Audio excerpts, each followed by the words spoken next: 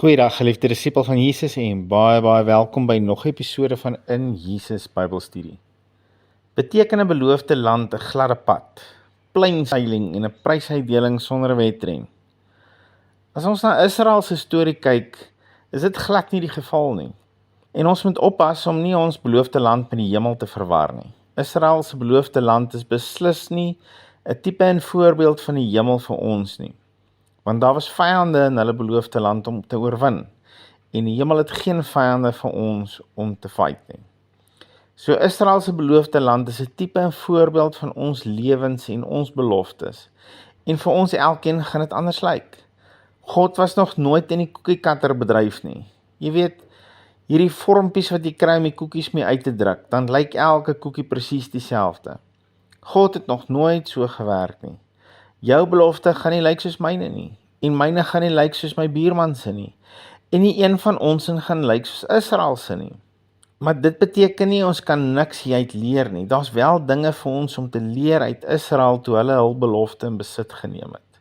En ons het duidelik gesien dat daar vir Israel obstakels was, van dag 1 af. Maar nie een van hierdie hindernisse was ooit bedoel om hulle te breek nie. God se plan is ooit om jou te breek of jou te ontbloot of om jou te beskaam nie. Nooit nie. As jy daai idee gekry het of jy voel soms so, verwerp dit, onmiddellik. Gooi dit van jou af en gooi dit ver weg. Dis nie wie jou pa is nie. God is liefde. Hy het jou nie net lief nie, maar hy is liefde. Vir hom om jou nie in liefde te lei, te beskerm en te bemoedig nie, is vir hom om buite karakter op te tree. En dit is net absoluut onmoontlik. En jy weet, ons hoor dit baie en ons sê dit ook soms baie, dat God ons lief het. Maar ek dink soms, as gevolg van die feit dat ons dit dalk so baie sê, hou ons op om te dink wat dit beteken. Dis nou nie waar ek wou uitkom vandag nie, maar dis oukei. Bly gou saam met my na 1 Korintiërs 13. Dis die hoofstuk in die woord wat Paulus geskryf het oor liefde en wat liefde is en hoe liefde lyk. Maar hierdie is God se tipe liefde. Hierdie is nie 'n lys van verantwoordelikhede vir ons nie. Hierdie is nommer 1 bedoel om vir ons te wys hoe lyk God se liefde. En ek gaan nou nie vandag hierdie hele hoofstuk werk nie, ontspan, maar ek wil een stukkie met jou deel wat ons dalk nie altyd so raak sien nie. Hier in vers 5 sê hy, die liefde soek nie sy eie belang nie. Die liefde soek nie sy eie belang nie. En ek bid vandag dat die Heilige Gees hierdie vir ons sal duidelik maak en dit in ons harte sal vasmaak. Onthou, God is liefde. So hierdie beskryf hom en dan beskryf hy homself so: ek soek nie my eie belang nie. Laat hierdie net vir 'n oomblik insink.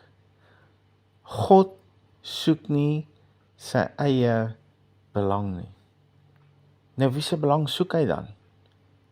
Joune.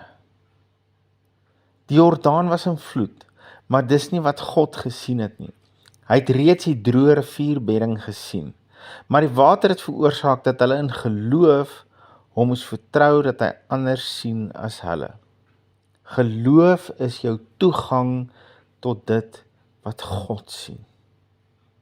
Hulle moes God vertrou dat hy sy woord sal hou en dat hy hulle belang soek. En was hulle belang op sy hart? Verseker. Hulle het op droë grond daardeur getrek. Hy het nie net die water teruggetrek nie, wat al reeds genoeg sou wees as hy net sy krag wou tentoonstel, maar hy het ook die grond opgedroog, sodat hulle gemaklik kon deurtrek, omdat hy hulle belang op sy hart gehad het. Was hierdie goeie groot en magtige stad omdat hy Israel wou 'n les leer? Nee.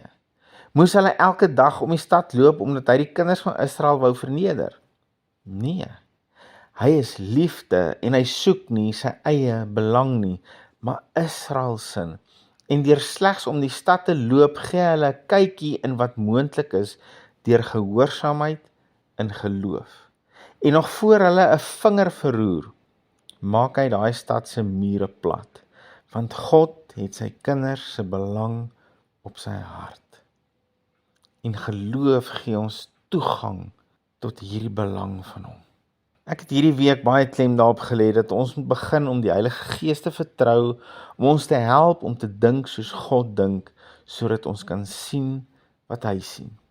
Ek weet nie hoe lyk jou belofte nie, en ek weet nie hoe lyk jou Jordaan of jou Jerigo nie, maar waarmee ek jou vandag met groot vrymoedigheid kan bemoedig, is dit. Jou Abba Vader is liefde, en sy eie woord sê hy dat hy nie sy eie belang soek nie, maar joune. In die bekende Jeremia 29 vers 11 sê God self dat sy gedagtes vir jou is gedagtes van vrede en vir 'n hoopvolle toekoms. Ek wil jou uitnooi, gaan terug na jou belofte of beloftes wat God jou gegee het. Kyk mooi daar, sien daarin reeds dat God vir jou beloftes gegee het vir hoop, en draai dan weer na jou Jordaan en verklaar, ek gaan deur jou stap, sonder dat my voete eens nat word, want my God het my belange op sy hart, en my toekoms is vol vrede en hoop. Here Jesus, ek verklaar dit net weer in gebed. U dra my belange op u hart, en my toekoms is vol vrede en hoop in u. In Jesus naam. Amen. Geliefde van Jesus, hou jou oog op Jesus en jou neus in sy woord. Shalom.